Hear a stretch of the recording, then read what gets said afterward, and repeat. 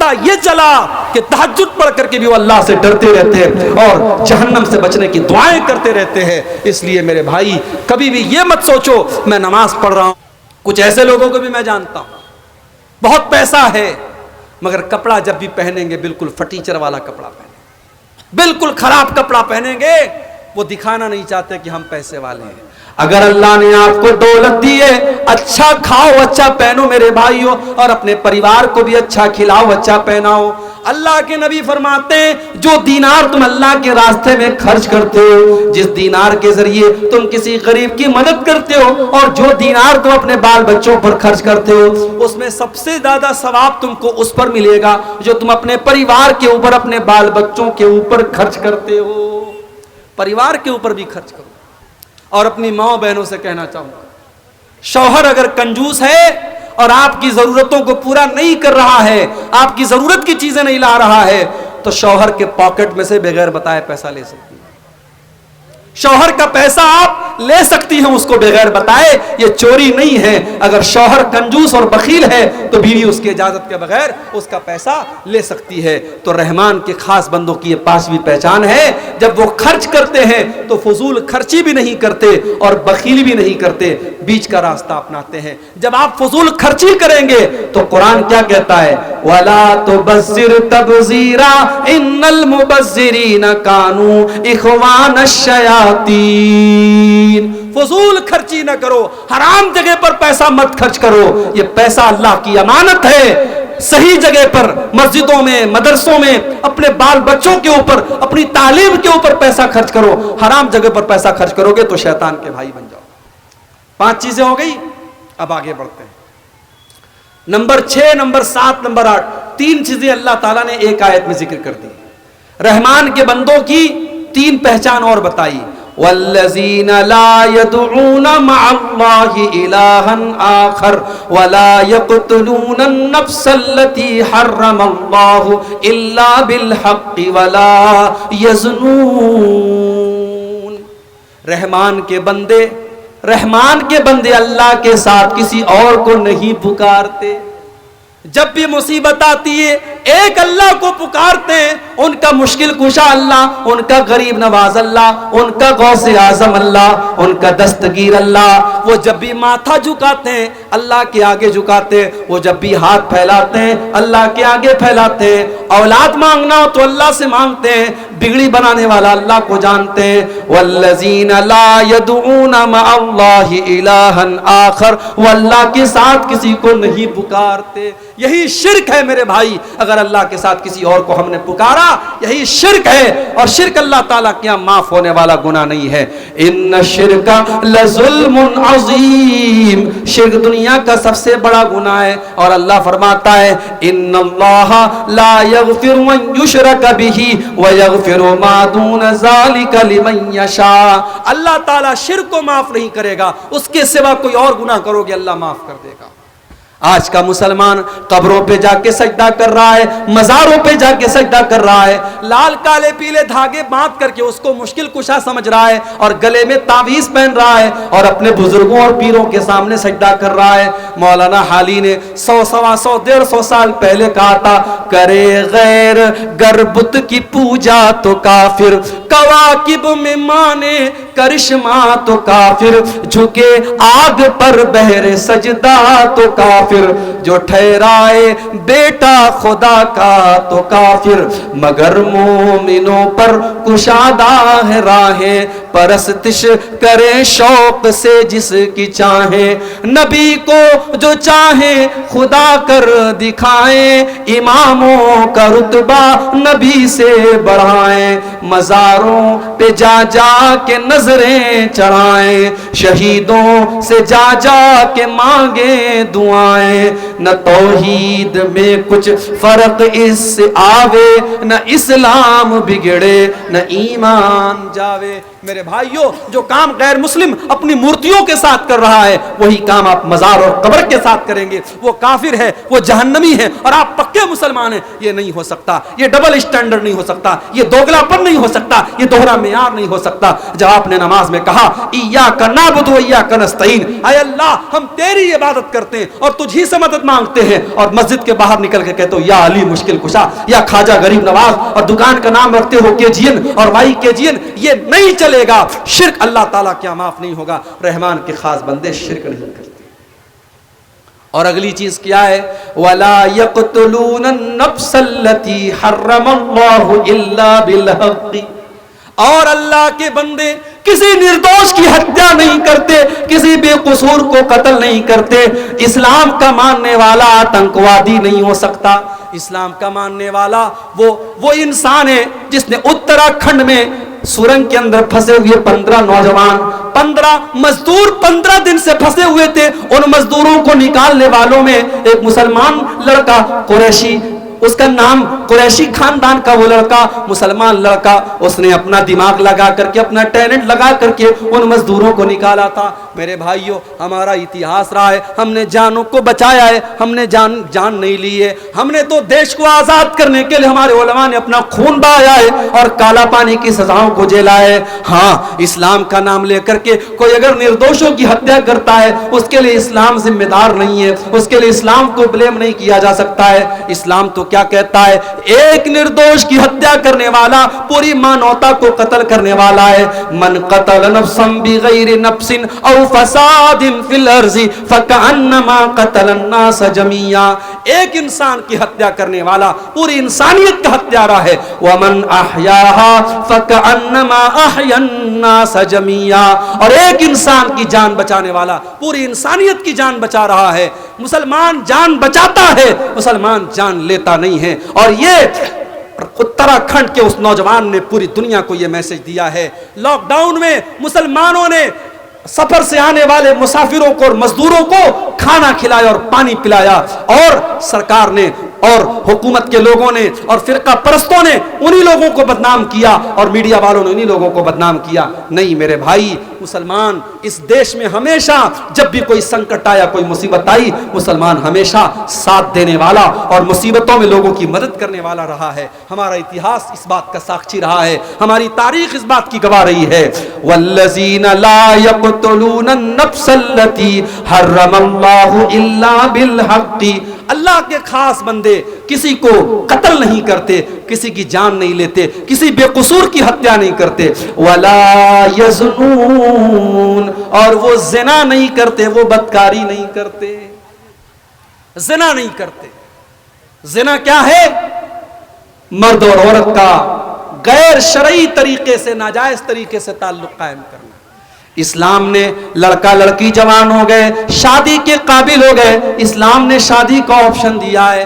اپنے لڑکوں کی شادی سمے پر کراؤ, اپنی لڑکیوں کی شادی سمے پر کراؤ, اور شادی کے رسم و رواج کو توڑ دو. یہ دہیج کا چکر چھوڑ دو, یہ بارات کا چکر چھوڑ دو. جب تک آپ نکاح کو آسان نہیں کریں گے, زناکاری کو روکنا بہت مشکل ہو جائے گا. اسی لیے اللہ کے نبی فرماتے ہیں اذا خطب الیکم ممن ترضون دینہ وخلقہ فزوجوہ, جب تمہاری لڑکیوں کے لیے ایسا رشتہ آ جائے, لڑکا دیندار ہے, لڑکا اچھا اخلاق والا ہے, لڑکا اچھے گھر والا ہے, اپنی لڑکیوں کی شادی اس سے کر دو. الا تفعلوا, اگر تم ایسا نہیں کرو گے, تکن فتنۃ فی الارض, تو زمین میں بہت سارا فتنہ پھیل جائے گا, وفساد عریض, اور بہت سارا فساد پھیل جائے گا. آج نکاح مشکل ہو گیا اور زنا آسان ہو گیا. آج فیس بک کی چیٹنگ اور واٹس ایپ کی چیٹنگ کے ذریعے آج نوجوان لڑکا لڑکی ایک دوسرے سے باتیں کرتے ہیں, اور پھر بعد میں جا کر کے ملاقات تک ہوتی ہے, اور ہوٹل کے کمروں میں جا کر کے زنا تک ہوتا ہے. میرے بھائیوں, اس قوم کا نوجوان آج زناکاری کی طرف بھی جا رہا ہے. اور اسی لیے اللہ جب قرآن میں زنا کا ذکر کرتا ہے تو اللہ یہ نہیں کہتا ہے کہ زنا مت کرو, بلکہ اللہ کیا کہتا ہے؟ وَلَا تَقْرَبُوا الزِّنَا إِنَّهُ كَانَ فَاحِشَةً وَسَاءَ سَبِيلًا, زنا کے قریب بھی نہ جانا, زنا کے پاس بھی نہ جانا, یہ بڑا ہی گندا راستہ ہے. میری پیاری ماں و بہنوں, آپ کو جو یہ حکم دیا گیا کہ آپ جب بھی گھر سے نکلو تو پردے میں نکلو, یہ حکم کیوں دیا گیا؟ تاکہ زناکاری کا راستہ بند ہو جائے۔ عورت سے کہا گیا جو تیرے محرم رشتہ دار نہیں ہے، تیری خالہ کا لڑکا ہے، تیرے ماموں کا لڑکا ہے، تیرے چاچا کا لڑکا ہے، وہ تیرا محرم نہیں ہے، اس سے تیری شادی ہو سکتی ہے۔ جب تو جوان ہو گئی تو اپنے خالہ کے لڑکے سے بھی پردہ کیا کر، اپنے ماموں کے لڑکے سے بھی پردہ کیا کر، اپنے چاچا کے۔ اور ہمیں سب سے بہترین امت کا جو لقب ملا ہے، جو ٹائٹل ملا ہے، یہ ٹائٹل کیوں ملا ہے؟ اللہ نے اس ٹائٹل کی وجہ قرآن میں کیا بتائی؟ کنتم خیر امۃ اخرجت للناس تأمرون بالمعروف وتنہون عن المنکر وتؤمنون باللہ۔ اے مسلمانوں، تم دنیا کی سب سے بہترین امت ہو، تمہیں لوگوں کے لیے نکالا گیا ہے، تم لوگوں کا بھلا کرنے کے لیے دنیا میں آئے ہو۔ تأمرون بالمعروف، تم لوگوں کو نیکیوں کا حکم دیتے ہو، وتنہون عن المنکر، تم برائیوں سے روکتے ہو، وتؤمنون باللہ، اور تم اللہ کے اوپر ایمان رکھتے ہو۔ ہماری پہچان ہے توحید۔ اگر ہمارے اندر توحید نہیں ہے، ہم ایک اللہ کے اوپر ایمان نہیں رکھتے، اللہ کو چھوڑ کر کہیں اور ہماری پہچان جھکتی ہے، تو میرے بھائی ہم تیسری امت کہنا چاہتے ہیں۔ تو میرے عزیزوں، میرے دوستوں، جب ہم یہ کہتے ہیں کہ ہم مسلمان ہیں تو دنیا ہمارے اندر اسلام کو تلاش، دنیا قرآن نہیں پڑھے گی، دنیا حدیث بات میں پڑھے گی، دنیا ہمارے نبی کی سیرت بات میں پڑھے گی۔ دنیا پہلے ہمارا کردار دیکھے گی، ہمارا اخلاق دیکھے گی، دنیا پہلے ہمیں دیکھے گی اور ہم سے اندازہ لگائے گی کہ مسلمان ایسے ہوتے ہیں، اس کا مطلب اسلام نہیں ہوتا۔ ہمیں اور آپ کو اپنی ذمہ داری کا احساس ہونا چاہیے۔ ہمارے پیارے نبی کو جب اپنی ذمہ داریوں کا احساس ہوتا تھا، اللہ کے پیارے نبی کی آنکھوں میں آنسو آ جاتے۔ بخاری کے الفاظ ہیں، اللہ کے پیارے نبی حضرت عبداللہ بن مسعود سے کہتے ہیں، اقرأ علی القرآن، اے عبداللہ تم مجھے قرآن پڑھ کے سناؤ۔ حضرت عبداللہ قرآن کے بڑے اچھے قاری تھے، قرآن کے بڑے اچھے قاری تھے حضرت عبداللہ بن مسعود، قرآن کے حافظ تھے۔ آج اچھے اچھے مولانا لوگوں کو دیکھتا ہوں کہ اپنے بچوں کو عالم نہیں بنانا چاہتے۔ پوچھو بیٹا کہاں پڑھتا ہے، کہتے کون پڑھتا ہے؟ بیٹا کیا کر رہا ہے؟ انجینئرنگ کر رہا ہے۔ بیٹا کیا کر رہا ہے؟ MBBS کر رہا ہے۔ ہمیں اچھے ڈاکٹروں کی بھی ضرورت ہے، ہمیں انجینئروں کی بھی ضرورت ہے، ہمیں اچھے وکیلوں کی بھی ضرورت ہے میرے بھائی۔ مگر یہ بات یاد رکھیے، دنیا کے لاکھوں اور کروڑوں انجینئر، ڈاکٹر اور وکیل مل کر کے قرآن کے حافظ، یہ مدرسے میں پڑھنے والے بچے جو قرآن کے حافظ ہوتے ہیں، جو قرآن پڑھتے ہیں، جو دن رات بیٹھ کر کے قرآن و حدیث پڑھتے ہیں، یونیورسٹی میں اور کالج میں پڑھنے والا اپ ٹو ڈیٹ لڑکا، چاہے وہ کتنا ٹیلنٹڈ ہو جائے اور کتنا ہی قابل نہ ہو جائے اور لاکھوں کروڑوں کمانے والا نہ ہو جائے، اس قرآن کے حافظ سے برابر۔ عبداللہ بن مسعود قرآن کے قاری ہیں، اتنا اچھا قرآن پڑھتے ہیں کہ اللہ کے نبی کہا کرتے تھے جس کو قرآن بالکل تر و تازہ سننا وہ عبداللہ سے قرآن سن لے۔ جب یہ قرآن پڑھتے تھے ایسا لگتا تھا قرآن ابھی نازل ہو رہا ہے، قرآن ابھی اتر رہا ہے، قرآن ابھی اترا ہے، تو عبداللہ بن مسعود کی تلاوت کر رہے ہیں۔ او میرے نوجوان ساتھیوں، اپنے کانوں میں ایئر بڈس اور ایئر فون لگا کر کے گانے سننے والے میرے نوجوان ساتھیوں، بائک کے اوپر گانا سن کے جا رہے ہو، کار میں بیٹھ کر کے تم گانے سن رہے ہو، تقریر ہو رہی ہے کہیں سائٹ میں بیٹھ کر کے تم گانے سن رہے ہو، کبھی فیس بک کی ریل پر تم گانے دیکھ رہے ہو، کبھی انسٹاگرام پر تم میوزک سن رہے ہو، کبھی تم واٹس ایپ اور فیس بک کے اوپر گانے سن رہے ہو، وہ میرے نوجوان ساتھیوں یہ تم گانے کیوں سن رہے ہو, یہ تم میوزک کیوں سن رہے ہو؟ اگر تم یہ کہتے ہو یہ گانے سن کر کے ہمارے دلوں کو سکون ملتا ہے تو میرے بھائی تم اپنے دل کے بارے میں یہ سمجھ جاؤ تمہارا دل مردہ ہو چکا ہے. جس دل کو گانا سن کر کے سکون ملتا ہو, جس دل کو میوزک کے ذریعے سکون ملتا ہو, اس دل کی جنازے کی نماز پڑھ دو, وہ دل مر چکا ہے, وہ دل مردہ ہو چکا ہے. اس لیے کہ قرآن کیا کہتا ہے, الا بذکر اللہ تطمئن القلوب. وہ لوگوں جو دل ہوتا ہے وہ دل اللہ کے ذکر سے سکون پاتا ہے, دلوں کو اللہ کے ذکر سے سکون ملتا ہے. اگر آپ کا دل زندہ ہوتا تو قرآن کی تلاوت سے اس کو سکون ملتا, آپ کا دل اگر زندہ ہوتا وہ اللہ کے ذکر سے اس کو سکون ملتا. اگر میوزک اور گانے بجانے سے اور گندی تصویروں سے آپ کے دل کو سکون مل رہا ہے, اس کا مطلب کہ آپ کا دل مردہ ہو چکا ہے.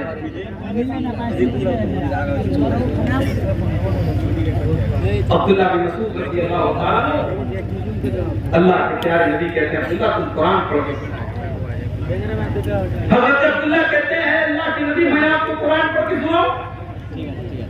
یہ قرآن تو آپ ہی کے اوپر اترا ہے, میں کیسے آپ کو قرآن پڑھ کے سناؤں؟ اللہ کے پیارے نبی نے فرمایا اے عبداللہ صحیح بات ہے کہ قرآن میرے اوپر اترا ہے, مگر آج میں قرآن کسی اور کی زبان سے سننا چاہتا ہوں. اے عبداللہ تم قرآن کی تلاوت کرو, میں سننا چاہتا ہوں. حضرت عبداللہ کہتے ہیں میں سورہ نساء کی تلاوت کرنے لگا. سورہ نساء میں پڑھتے میں تلاوت کرتا چلا جا رہا ہوں, اللہ کے نبی غور سے سنتے چلے جا رہے ہیں.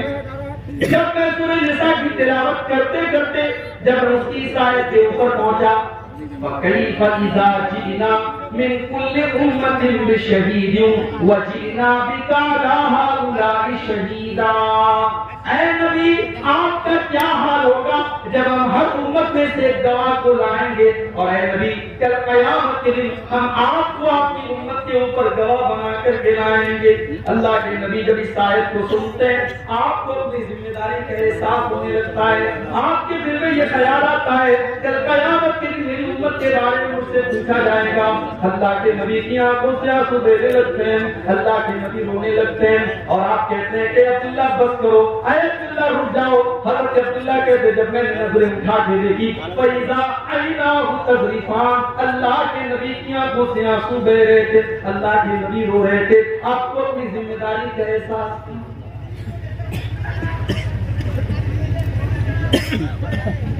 ہمارے نبی کو تو اپنی ذمہ داری کا احساس ہے, ہمیں اور آپ کو کب اپنی ذمہ داری کا احساس ہوگا؟ بڑا دعویٰ ہے ہمیں نبی سے محبت کا. شاید پورنیہ کے اندر بھی 12 ربیع الاول کو جلوس نکلا ہوگا, شاید ربیہ کے اندر بھی کوئی جلوس نکلا ہوگا. ایک سال میں 12 ربیع الاول کے موقع پر مالدہ میں تھا, بڑا پورا کلیا چک اور پورا مالدہ کی سڑکیں بھری ہوئی تھی رسول کے عاشقوں سے, رسول کے چاہنے والوں.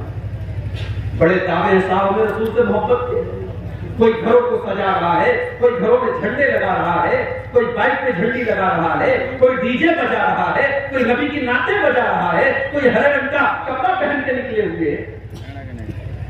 دعوے تو بڑے لمبے چوڑے ہیں نبی سے محبت کے, مگر نبی کا اخلاق کہاں ہے میرے بھائی؟ نبی کی سیرت کہاں ہے؟ نبی کا کردار کہاں ہے؟ وہ نبی جس نے اپنے لیے کبھی کچھ نہیں بنایا, دنیا سے گئے کوئی پراپرٹی نہیں بنا, کوئی اپنے بچوں کے لیے کوئی مال نہیں چھوڑا, کبھی عیش و آرام کی زندگی نہیں گزاری. آخری دن اللہ کے نبی کا سوموار کو آپ کا انتقال ہوتا ہے, اور سنڈے کو اتوار کی رات میں اللہ کے نبی کے گھر میں جو چراغ جلتا ہے وہ چراغ کا تیل بھی پڑوسی سے ادھار دیا جاتا ہے. یہ زندگی گزاری اللہ کے پیارے نبی نے. آپ کے گھر میں کوئی فرنیچر نہیں ہے, کوئی مسیری نہیں ہے, کوئی آرام سے گدا نہیں ہے. حضرت عمر ایک مرتبہ اللہ کے نبی کے کمرے میں آتے ہیں, دیکھتے ہیں ایک معمولی سی چٹائی بچھی ہوئی ہے, ایک معمولی سا تکیہ رکھا ہوا ہے, تھوڑی سی جو رکھی ہوئی لیجیے ایک پانی کا پیالہ رکھا ہوا ہے، یہ اللہ کے نبی کا کمرہ ہے، یہ اللہ کے نبی کی کل کائنات ہے۔ حضرت عمر فاروق کی آنکھوں میں آنسو آ جاتے ہیں اور کہتے ہیں اے اللہ کے نبی، آپ اللہ کے نبی ہو کر اور ہم سب کے سردار ہو کر، ہم سب کے آقا ہو کر آپ ایسی زندگی گزارتے ہیں۔ اے اللہ کے نبی، کیسروں کے ساتھ اپنے اپنے دربار میں عیش و آرام سے رہتے ہیں، آپ ایسی زندگی کیوں گزارتے ہیں؟ اللہ کے نبی فرماتے ہیں اما ترضى ان تكون لهم الدنيا ويكون لنا الاخرہ۔ اے عمر، کیا تم نہیں چاہتے کہ کیسروں کی طرح کو تو دنیا مل جائے اور تمہارے نبی کو آخرت کی نعمتیں مل جائیں، تمہارے نبی کو اللہ کی نعمتیں مل جائیں؟ کیا تم یہ نہیں چاہتے؟ اس نبی نے اپنے لیے کچھ نہیں بنایا، اپنے بچوں کے لیے کچھ بھی نہیں بنایا۔ آخری دن تک اللہ کے نبی کا انتقال ہونے والا ہے، آپ کے گھر میں جو جو آتا ہے وہ آپ کی زراعت یہودی کے گھر میں گروی رکھی جاتی ہے تو اس کے بدلے میں جو آپ کے گھر میں آتا ہے۔ اس نبی نے پتھر بھی کھائے، اس نبی نے پیٹ پر پتھر بھی باندھے، اس نبی نے 2 مہینے تک اس نبی کے گھر میں چولہا نہ جلائے۔ میرے پیارے ساتھیوں، یہ ساری تکلیفیں اللہ کے نبی نے کیوں اٹھائی؟ بس ایک ہی دھن تھی آپ کو، ایک ہی چنتا تھی، ایک ہی فکر تھی، ایک ہی ٹینشن تھی کہ اللہ کے بندے اللہ کی توحید پر آ جائیں، اللہ کے بندے صحیح راستے پر آ جائیں، اللہ کے بندے جہنم سے بچ جائیں۔ اور یہ چنتا اور یہ ٹینشن آپ کو اتنی زیادہ تھی کہ اللہ نے قرآن میں کہہ دیا فَلَعَلَّكَ بَاخِعٌ نَفْسَكَ عَلَىٰ آثَارِهِمْ إِن لَّمْ يُؤْمِنُوا بِهَٰذَا الْحَدِيثِ أَسَفًا۔ اے نبی، آپ کو لوگوں کے ایمان کی اتنی فکر ہے کہ کہیں آپ ان کے پیچھے اپنی جان نہ جوخم میں ڈال دیں، کہیں آپ اپنی جان نہ دے دیں، آپ کو اتنی فکر ہے۔ آپ کو بس ایک ہی فکر ستاتی تھی کہ لوگ ایمان لے آئیں، لوگ توحید پر آ جائیں، لوگ جہنم کی آگ سے بچ جائیں۔ آپ نے طائف کے اندر پتھر بھی کھائے، آپ نماز پڑھ رہے ہیں اور عقبہ بن ابی معیط آتا ہے اور آپ کے گلے میں چادر ڈال کر کے آپ کا گلا دبانے کی کوشش کرتا ہے۔ حضرت ابوبکر صدیق آتے ہیں اور آ کر کے اللہ کے نبی کو بچاتے ہیں اور کہتے ہیں اتقتلون رجلا ان یقول ربی اللہ۔ تم ایک انسان کو صرف اس لیے قتل کرنا چاہتے ہو کہ وہ اللہ کو اپنا رب کہتا ہے، وہ ایک اللہ کو اپنا رب کہتا ہے، تم اس لیے اس کو قتل کر دینا چاہتے ہو۔ نماز کی حالت میں آپ کے اوپر اونٹنی کی بچہ دھامیلا کے رکھ دی گئی، آپ کے اوپر احد کے میدان میں ایسا حملہ کیا گیا کہ آپ کا چہرہ لہولہان ہو گیا، آپ کے سر سے خون ٹپا گر رہا تھا اور آپ کے دانت توڑ دیے گئے، آپ کو زہر دیا گیا، آپ کے اوپر پتھر گرا کر کے آپ کو جان سے مارنے کی کوشش کی گئی، آپ کو آپ کے وطن سے نکالا گیا، آپ کی زندگی میں آپ کی بیٹی کو ایسا حملہ کیا گیا آپ کی بیٹی کے اوپر کہ آپ کی بیٹی کا انتقال ہو گیا۔ میرے پیارے ساتھیوں، یہ سارے دکھ اللہ کے نبی نے کیوں اٹھائے؟ اللہ کے لیے اٹھائے، اللہ کے دین کے لیے اٹھائے، اللہ کی رضا کے لیے اٹھائے۔ ہم بھی تو اسی نبی کا کلمہ پڑھنے والے ہیں، ہمیں اپنی ذمہ داری کا احساس کریں، ہم اسلام کے لیے اور اپنے دین کے لیے کیا کر رہے ہیں؟ جلسہ کر رہے ہیں، بہت بڑا تیر مار کے بھائی صاحب آپ نے بڑی دور سے چل کے آپ آئے ہیں، چنی بازار میں جلسہ ہے، مگر ذرا اپنے دلوں کو ٹٹولنا کہ کس مقصد کے لیے آئے۔ مقصد اگر یہ ہے کہ عبد الغفار صاحب آئیں گے، تقریر سنیں گے اور صبح آپس میں باتیں کریں گے، صاحب تقریر کیسے کی؟ اگر یہ مقصد تھا، یہ بہت ساری ہماری عورتیں آئی ہیں کہ چلے آج دیکھیں گے منیر الدین صاحب، ان کو دیکھیں گے آج وہ کیسے دکھنے میں لگتے ہیں، ان کو دیکھنا مقصد تھا، تو معاف کیجیے پھر آپ کا مقصد یہاں آنے کا گڑبڑ ہے۔ انما الاعمال بالنیات، بخاری کی پہلی حدیث ہے، عمل کا ثواب تو نیت کے حساب سے ملے۔ اگر نیت یہ ہے کہ جلسے میں جائیں گے، 10 باتیں سنیں گے، چلو 10 پر نہیں، 10 میں سے 2 بات پر عمل کر لیں گے، اپنی اصلاح کر لیں گے، اپنی کمیوں کو دور کریں گے۔ اگر یہ مقصد لے کر کے آئے تھے اور مدرسہ کمل العلوم کا تعاون کریں گے، اگر یہ مقصد لے کر کے آئے تھے تب تو ٹھیک ہے، اور اگر تفریح کرنا تھا، انٹرٹینمنٹ کرنا تھا، تو انٹرٹینمنٹ کرنے کے لیے تقریر میں آنا ضروری نہیں ہے. کوئی فلم دیکھ لو، کوئی ناچ گانا دیکھ لو، کوئی اور بےہودہ کام کر لو، اس میں انٹرٹینمنٹ ہو جائے گا. دین کو انٹرٹینمنٹ بتاؤ. یہ قرآن و حدیث کی مجلس ہے، یہ دین کی مجلس ہے، یہ پروگرام دین کا پروگرام ہے. اس کو منورنجن کا سادھن مت بناؤ، اس کو انٹرٹینمنٹ کا ذریعہ مت بناؤ. یہاں آئے ہو تو قرآن و حدیث کی باتوں کو سنو اور اپنی اصلاح. ہمارے نبی کی آنکھوں میں آنسو آ گئے. آج ہمیں ایسی تقریریں اچھی لگتی ہے جس میں ہمیں سامنے والا ہنسا دے. ایک بات بولوں، ہنسنے کا نہیں، رونے کا مقام. یہ جو ہم لوگ ہنستے ہیں نا، ہنسنا منع نہیں شریعت کو، مگر جو لوگ ہمیشہ ہنستے رہتے ہیں، موبائل پر دیکھو تو جوک لگا کے سنتے ہیں، کامیڈی والے پروگرام سنتے ہیں، کہتے صاحب میں ہنستا رہتا ہوں. ایک حدیث آپ کو سنانے جا رہا ہوں، بڑے غور سے سنیے گا. زیادہ ہنسنے سے بھی دل مردہ ہو جاتا ہے. ترمذی کی روایت ہے، اللہ کے پیارے نبی فرماتے ہیں، میں 5 باتیں بیان کرنے جا رہا ہوں، ان 5 باتوں کو کون سیکھے گا؟ میں یاخذ عنی ہؤلاء الکلمات، میں 5 باتیں بیان کرنے جا رہا ہوں، ان 5 باتوں کو کون سیکھے گا؟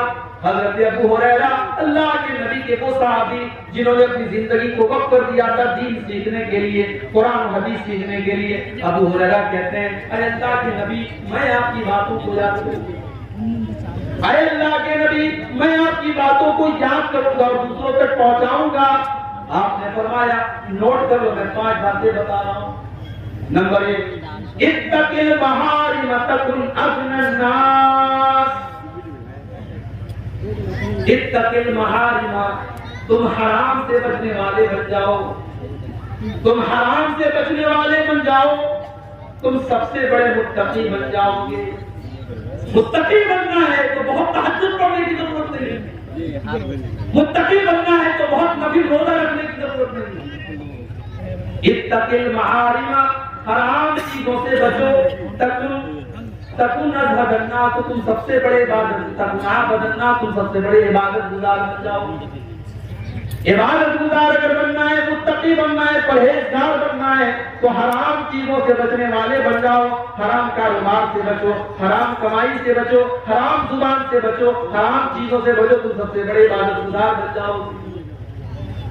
اس کے بعد اللہ کے نبی کہتے ہیں دوسری چیز، وَرْضَ بِمَا قَسَمَ اللَّهُ لَكَ تَكُنْ أَغْنَى النَّاسِ. اللہ نے تمہاری تقدیر میں جو لکھ دیا ہے اس کے اوپر راضی ہو جاؤ، خوش ہو جاؤ، تم سب سے بڑے مالدار بن جاؤ. یہ حسد کیوں ہوتا ہے؟ میری تنخواہ 5,000، تیری 10,000، میں 50,000 مہینہ کماتا ہوں، تو 1 لاکھ کیوں کماتا ہے؟ ارے بھائی وہ 1 لاکھ اپنے مقدر سے کما رہا ہے، تم 50,000 اپنے مقدر سے کما رہے.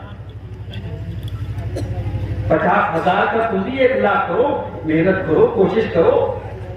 تمہاری تقدیر میں اگر 1 لاکھ لکھا ہے دنیا کی کوئی طاقت چھین نہیں سکتی ہے، اور تمہاری تقدیر میں نہیں لکھا ہے تو تم سارے طریقے اپنا لو، تم 1 لاکھ روپیہ نہیں کما.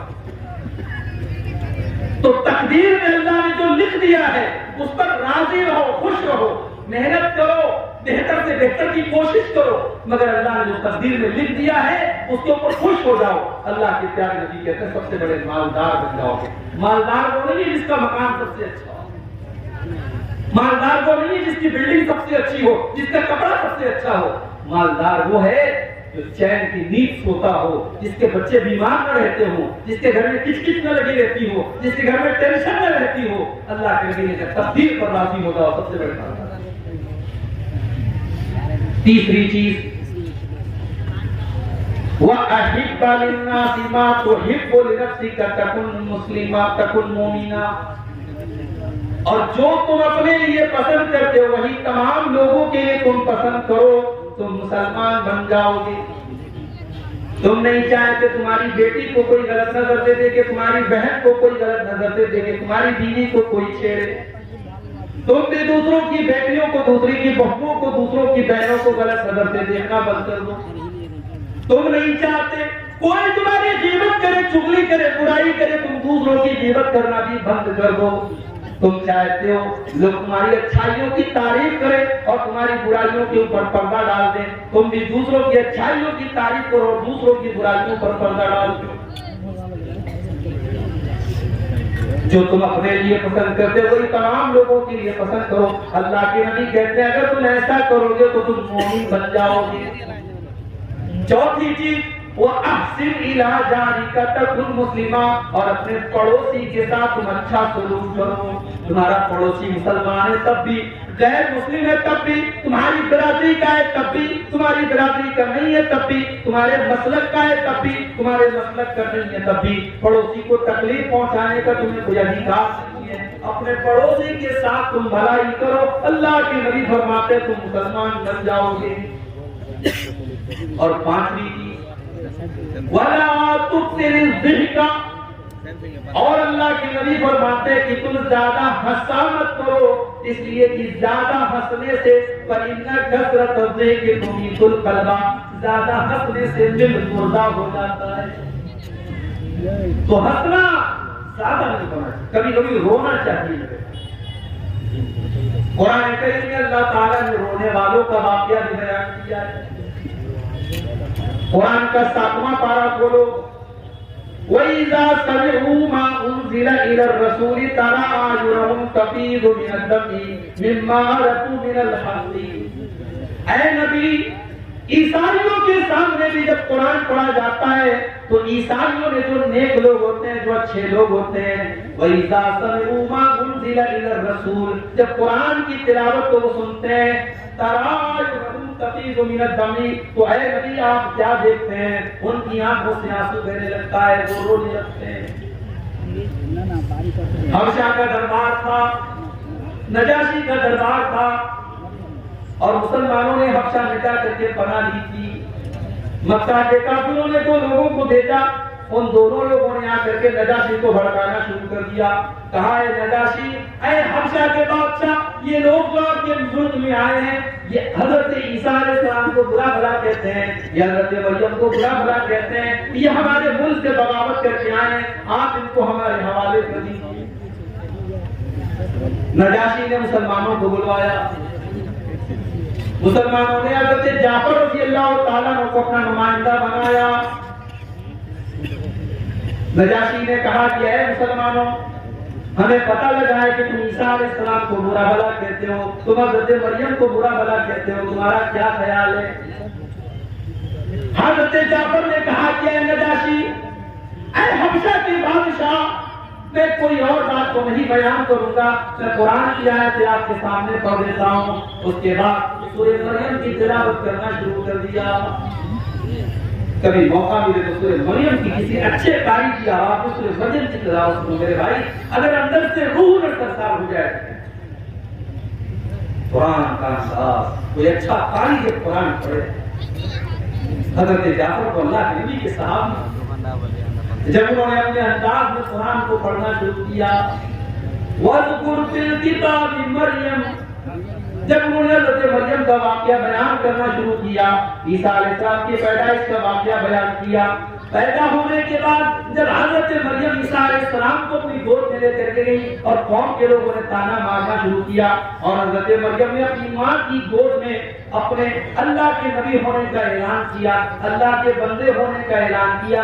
جب یہ سورہ مریم کی آیتیں جب حضرت جعفر نے پڑھنا شروع کی، پورا دربار رونے لگا، نجاشی بھی رونے لگے، اور پورا کا پورا دربار سسکیوں سے گونجنے لگا، پورا دربار رونے لگا، اور نجاشی بھی ایمان لے آیا، اور اس کے دربار کے کئی لوگ ایمان لے آئے۔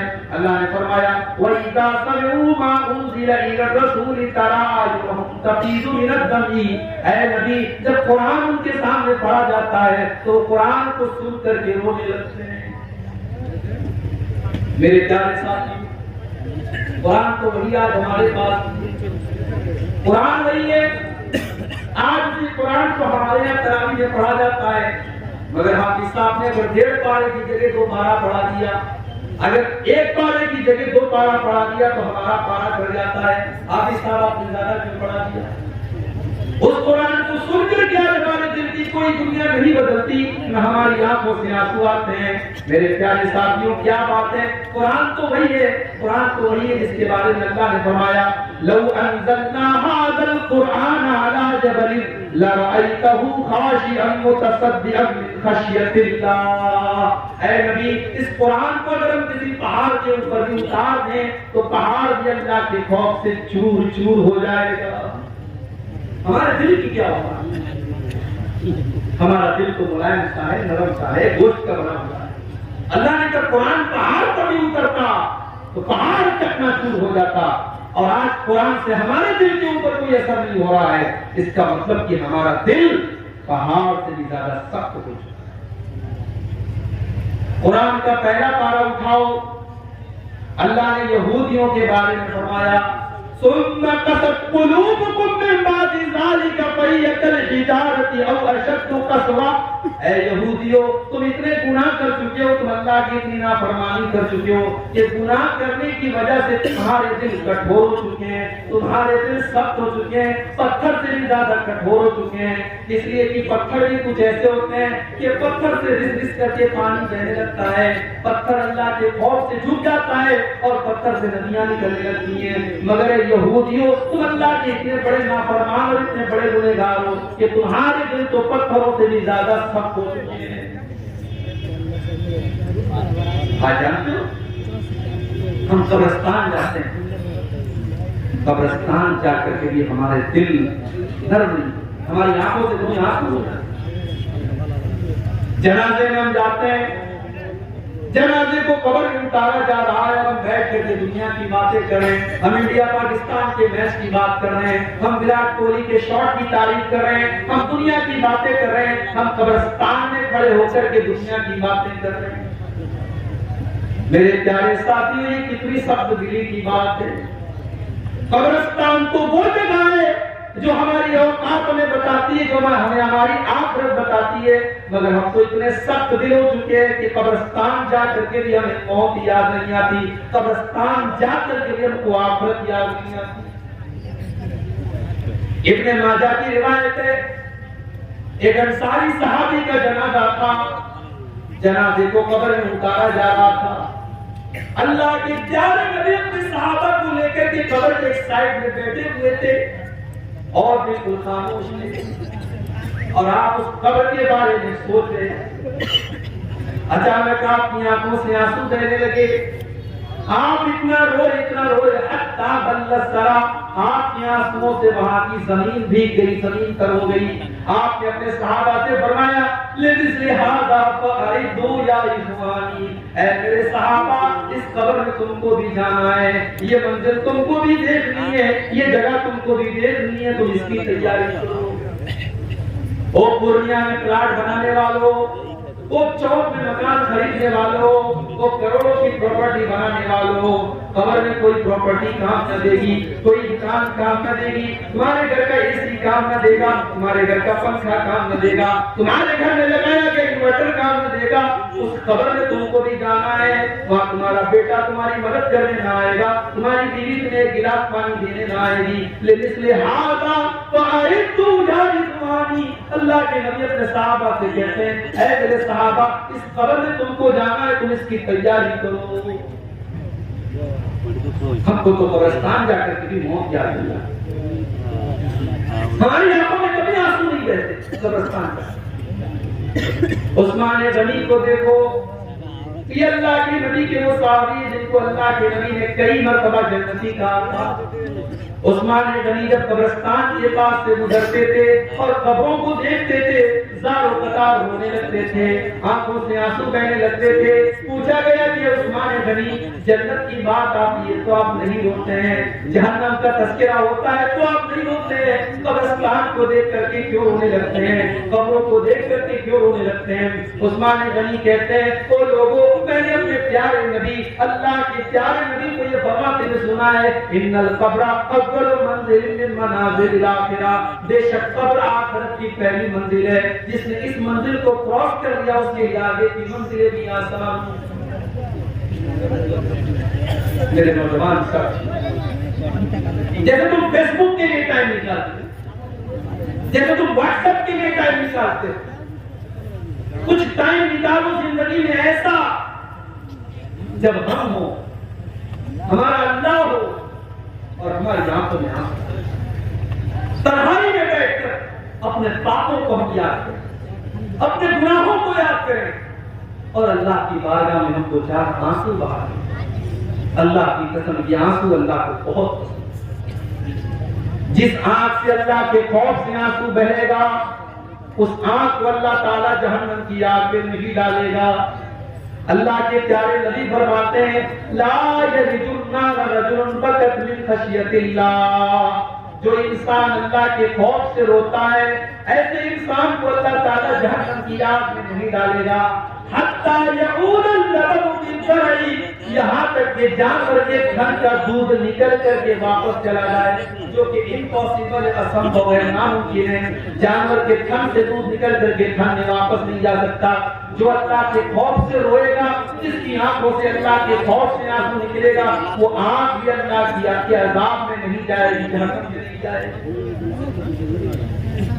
ایک اور حدیث میں اللہ کے نبی فرماتے ہیں لیس شیء احب الی اللہ من قطرتین، دو قطرے ایسے جو اللہ کو بہت پسند ہیں، دو قطرے، دو بوندیں ایسی جو اللہ کو بہت پسند ہے۔ قطرۃ دموع من خشیۃ اللہ، ایک اللہ کے خوف سے بہنے والے آنسوؤں کے قطرے، اللہ کے خوف سے جس آنکھ سے آنسو نکل جائے وہ آنسوؤں کے قطرے اللہ کو بہت پسند ہیں۔ وقطرۃ دم تہراق فی سبیل اللہ، اور اللہ کی راہ میں بہنے والے شہید کے خون کی بوند اللہ کو بہت پسند ہے۔ اور اس کے بعد اللہ کے نبی فرماتے ہیں کہ دو نشان اللہ کو بہت پسند ہے۔ اثر فی سبیل اللہ، ایک وہ نشان ہے جو اللہ کے راستے میں لڑتے ہوئے آنکھ میں لگ گیا، ماتھے میں لگ گیا، پیٹ میں، پیٹھ میں لگ گیا، پیٹ میں لگ گیا، وہ نشان اللہ کو بہت پسند ہے۔ وَأَثَرٌ فِي فَرِيضَةٍ مِّن فَرَائِضِ اللَّهِ، اور اللہ کے کسی فریضے کی ادائیگی میں جو نشان پڑ جائے، نماز پڑھتے پڑھتے ماتھے پر نشان پڑ جائے، حج کرتے ہوئے پیر میں نشان پڑ جائے، اللہ کی کسی فریضے کی ادائیگی میں کوئی نشان اگر باڈی پر آ جائے، شریر پر آ جائے، وہ نشان اللہ کو بہت پسند ہے۔ اللہ کے خوف سے رونا اللہ کو بہت پسند ہے۔ قرآن کا 16واں پارہ اٹھاؤ، سورہ مریم کی آیتیں ہیں۔ اللہ نے بہت سارے نبیوں کا ذکر کیا، اللہ نے زکریا علیہ السلام کا ذکر کیا، یحییٰ کا ذکر کیا، اللہ نے موسیٰ کا ذکر کیا، عیسیٰ کا ذکر کیا، اللہ نے ابراہیم کا ذکر کیا، اللہ نے ادریس کا ذکر کیا، اللہ نے اسماعیل کا ذکر کیا، اللہ نے نوح علیہ السلام کا ذکر کیا۔ اللہ نے بہت سارے نبیوں کا ذکر کرنے کے بعد فرمایا اذا تتلى عليهم آیات الرحمن خروا سجدا وبکیا۔ او لوگوں، یہ ہمارے پیغمبر تھے، یہ ہمارے نبی تھے، یہ ہمارے رسول تھے، جب ان کے سامنے اللہ کی آیتیں پڑھی جاتی تھی یہ سجدے میں گر جاتے تھے اور رونے لگتے تھے۔ او لوگوں، آج ہماری آنکھوں سے آنسو کیوں نہیں آتے ہیں؟ ہماری آنکھوں سے آنسو کیوں نہیں آتے؟